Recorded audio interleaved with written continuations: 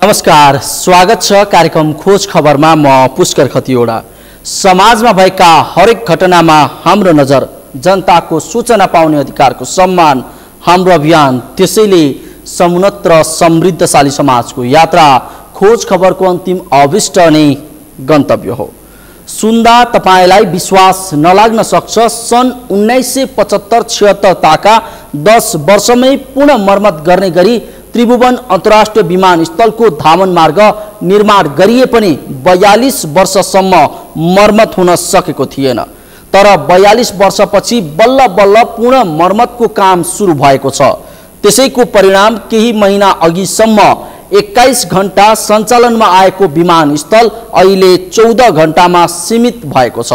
अझ बन्द विमानस्थलबाट मध्यरातमा ठुलो आवाज आउने गरेको छ। आखिर किन घट्यो त विमानस्थल सञ्चालनको अवधि अनि मध्यरातमा विमानस्थलबाट आउने आवाज के हो त? हेरौं यो रिपोर्ट। 21 होइन 14 घण्टा मात्रै सञ्चालनमा छ विमानस्थल। 42 वर्षपछि बल्ल हुँदैछ 10 वर्षमा गर्नुपर्ने काम। तोकिएको समयमै पूरा होला त पूर्ण मर्मतको काम?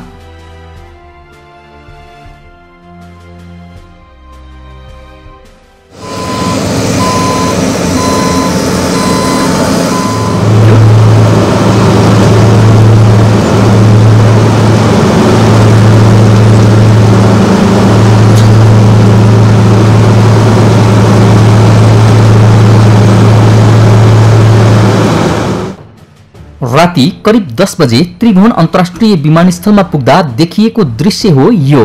कुनै बेला 21 घण्टासम्म सञ्चालनमा आउने विमानस्थल आजकल 14 घण्टा मात्रै सञ्चालनमा छ। आखिर विमानस्थल राति 10 बजेदेखि बिहान 8 बजेसम्म किन सञ्चालनमा आएन त? यो समयमा के गर्छ त्रिभुवन अन्तर्राष्ट्रिय विमानस्थल? यसबारे बुझ्न सगरमाथा टेलिभिजनको टोली मध्यराति विमानस्थलमा पुगेको थियो।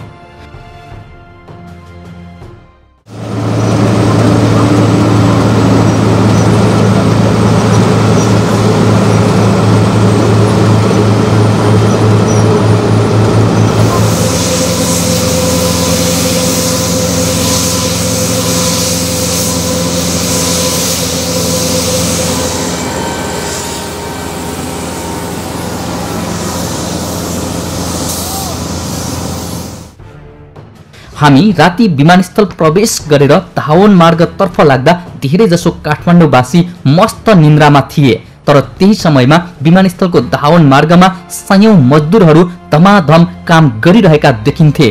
चारैतर्फ बलेका झलमल्ल बत्ती र त्यसको मुनि विमानस्थलका पदाधिकारीदेखि मजदुरसम्म सबै कार्यरत भेटिए। हामी पुग्दा कतै धमाधम डोजर चलिरहेको थियो त कतै ड्रेस लगाएका मजदुर गिट्टी र अलकत्राको मिश्रण बनाउँदै थिए।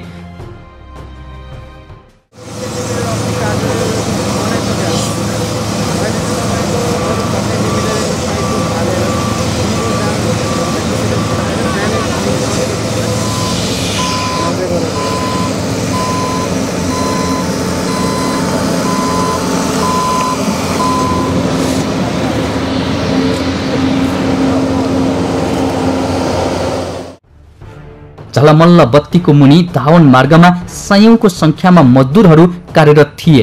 भर्खर अवतरण भएका विमान पार्किङ स्थलमा पुग्न साथ कोही अलकत्राको ड्रम गुडाएर आगो बालिरहेको स्थानमा पुर्याउँदै थिए भने कोही बडे मानका ट्रेलर गाडीले धावन मार्ग चिल्याउँदै थिए। कोही अनौठो मेसिन जडित सवारी चलाएको देखिन्थ्यो। यति मात्रै होइन, कसैले धुलो उडाउन मेसिनको प्रयोग गर्दै थिए त कोही धमाधम कुचो लगाइरहेका देखिन्थे।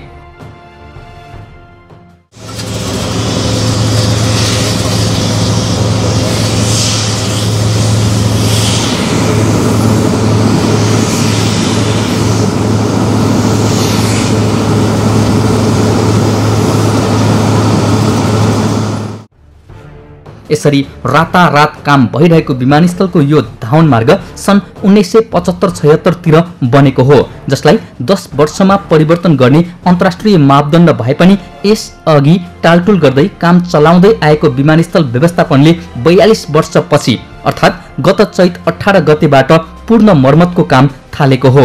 धावन मार्ग पुनर्निर्माणको जिम्मा China National Agro Technology International Engineering कर्पोरेसनले लिएको छ। यस कामका लागि विमानस्थलमा 220 जना कामदार दैनिक अबेर रातिदेखि बिहान 8 बजेसम्म खटिने गरेका छन्, जसमा आधा जसो जनशक्ति नेपाली रहेको छ भने बाँकी चिनिया छन्।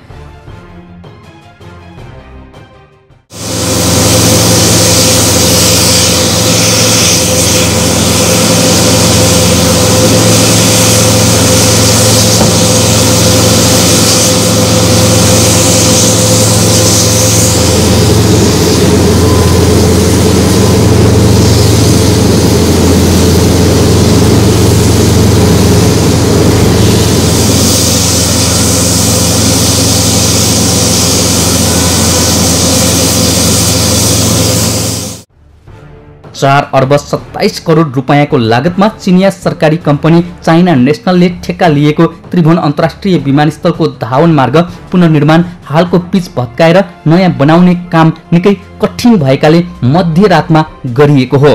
3050 मिटर लामो धावन मार्गमा पहिलो चरणमा 20 सेन्टिमिटर बाक्लो कालोपत्रे गर्ने काम सकिएको छ। अहिले दोस्रो चरणको 6.5 सेन्टिमिटर मोटो कालोपत्रे गर्ने काम चलिरहेको अन्तर्राष्ट्रिय विमानस्थल हवाई क्षमता अभिवृद्धि तथा विस्तार परियोजनाले जनाएको छ।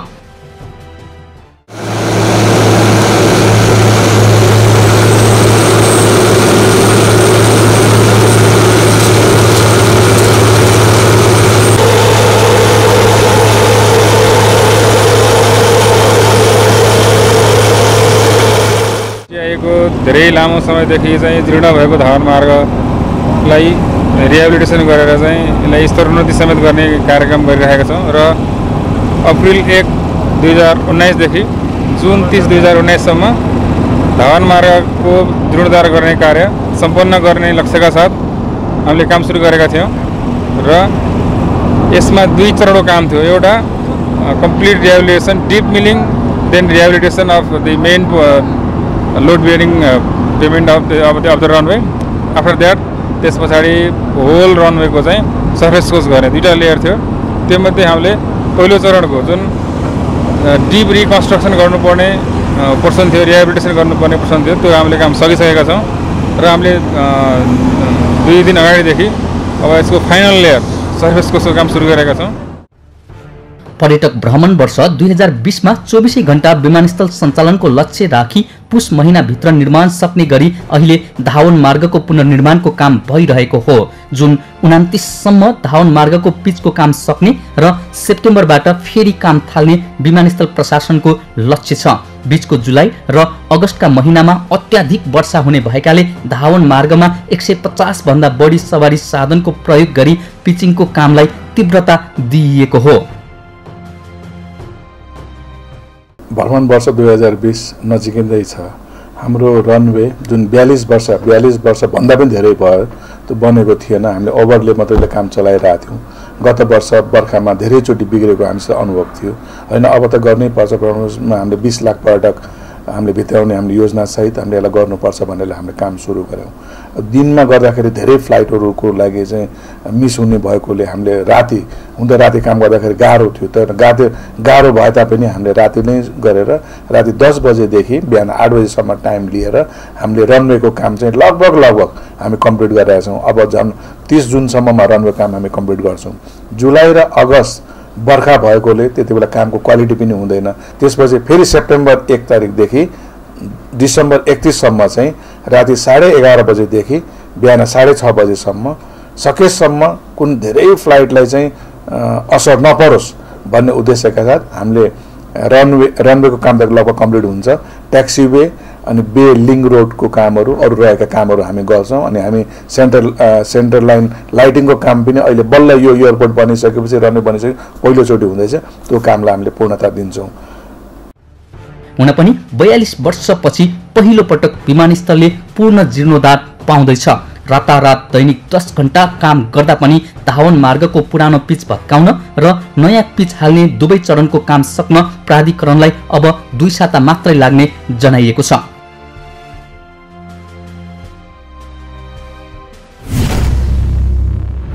हो 42 वर्षसम्म टालटुल गरेकै भरमा चल्दै आएको नेपालको एकमात्र अन्तर्राष्ट्रिय विमानस्थल धावन मार्ग पुनर्निर्माणको कार्य अहिले धमाधम भइरहेको छ। विमानस्थल मर्मतको काम आगामी पुष महिनाभित्र सक्ने गरी धमाधम भइरहेको हो। तर पानी आउने बित्तिकै काम रोकिने हुँदा वर्षायाममा समस्या देखिने भएकाले समयमै काम पूरा हुनेमा भने शङ्का गर्ने ठाउँ देखिएको छ। कार्यक्रममा एकैछिन ब्रेकपछि दोलखामा विकासे काममा भएको चरम लापरवाही सम्बन्धी थप प्रसङ्ग लिएर उपस्थित हुनेछौँ, हेर्दै गर्नुहोला।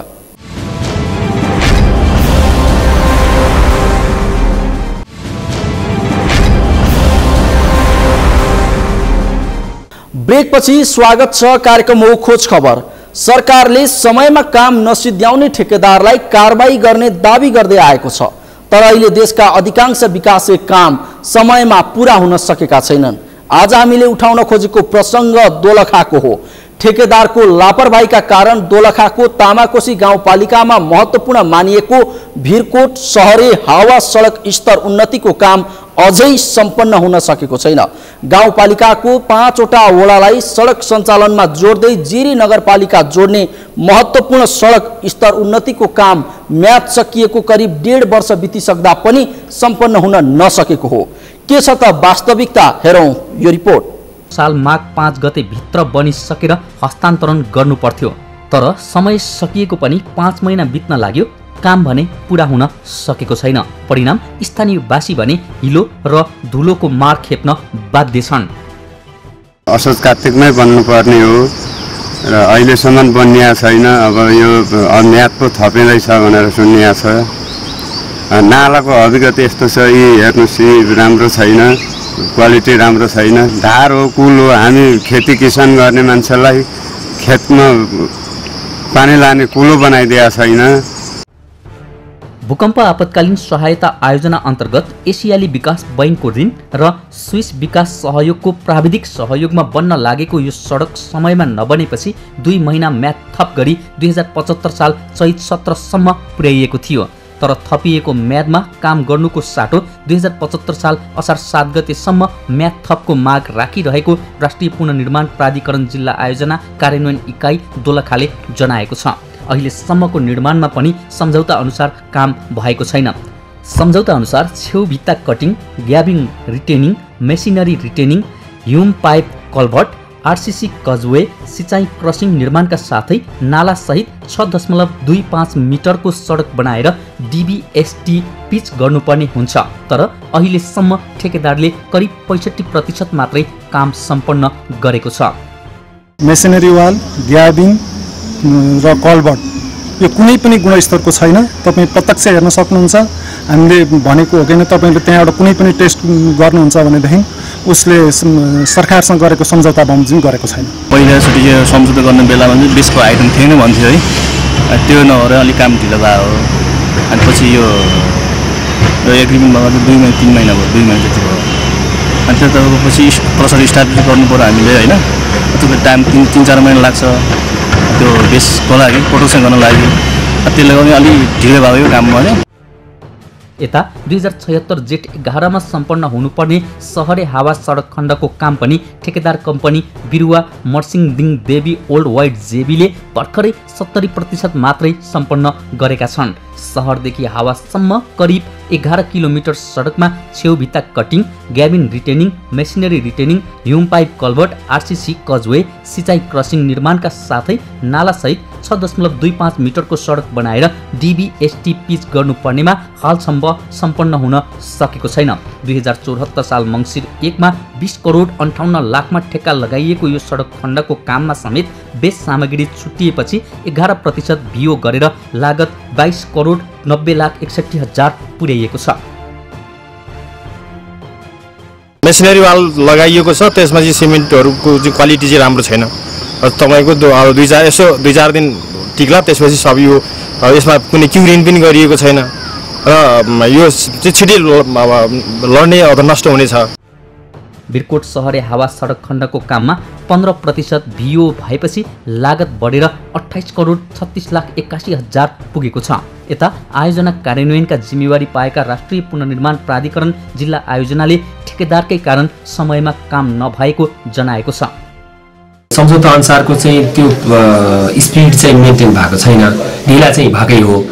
अब कारणतिर हामी जाने हो भने त्यो तीनवटा कारणलाई हामीले हेर्नुपर्ने हुन्छ। पहिलो कुरा त जब कुनै प्रोजेक्टले जुन अपेक्षित लेभलको प्रगति गर्दैन, प्रगति नहुँदाखेरि सबभन्दा पहिला त हामीले कन्ट्र्याक्टरलाई नै सम्झिनु पर्ने हुन्छ। कन्ट्र्याक्टरकै कारणले मूलतः कन्ट्र्याक्टरको कारणले गर्दाखेरि ढिला भएको हो।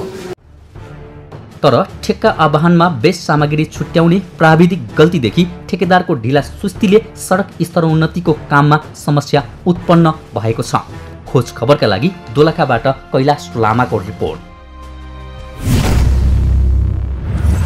हो भूकम्प आपतकालीन सहायता आयोजना अन्तर्गत एसियाली विकास बैंकको ऋण र स्विस विकास सहयोगको प्राविधिक सहयोगमा बन्न लागेको दोलखाको सडक समयमा नबनेपछि 2 महिना म्याद थप गरी 2075 साल चैत्र 17 गते पुर्याइएको थियो। तर थपिएको समयमा पनि काम पूरा हुन सकेको छैन। यस सम्बन्धमा नियमनकारी निकायको ध्यान जान आवश्यक छ। हवस् त आजका लागि कार्यक्रम खोज खबर यति नै। कार्यक्रम खोज खबरका विषयमा कुनै प्रतिक्रिया छन् भने हामीलाई खोजखबर@sagarmatha.tv मा इमेल गर्न सक्नुहुन्छ अथवा फोन नम्बर 01570604 मा फोन पनि गर्न सक्नुहुन्छ। लुकेका र लुकाएका खबर निरन्तर जारी छ। नेपालको पहिलो न्युज च्यानल सगरमाथा टेलिभिजन हेर्दै गर्नुहोला। नमस्कार।